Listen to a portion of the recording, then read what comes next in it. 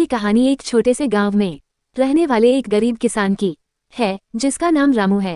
रामू का पूरा परिवार कृषि पर आधारित था और उनकी मुख्य आय खेती से ही होती थी। वे एक छोटे से खेत में जैविक खेती करते थे और उन्हें खेती में विशेष रुचि थी। रामू की कहानी उस समय से शुरू होती है जब उनके पास बहुत ही कम सामग्री थी, लेकिन उनकी मेहनत और आत्मविश्वास की वजह से वे किसानी में सफलता पाने के लिए कठिनाइयों का सामना करते गए। वे सिर्फ जैविक खेती की तरफ ध्यान केंद्रित करते और खेत में उर्वरकों के बजाय उर्वरक की जगह खेत में खाद प्रदान करते थे। अपनी मेहनत और समर्पण से रामू की खेत धीरे धीरे फलने लगी। उनकी पैदावार बढ़ती गई और उनकी मुनाफा कमाने की क्षमता में भी वृद्धि हुई। वे अपनी उत्पादों को स्थानीय बाजार में बेचते और इससे उनकी आर्थिक स्थिति में सुधार होने लगा। रामू की सफलता उनके परिश्रम, संघर्ष और सहनशीलता की कहानी है। उन्होंने कभी हार नहीं मानी और हमेशा आगे बढ़ने का प्रयास किया। उनकी कहानी गांव के लोगों के लिए प्रेरणा स्रोत बनी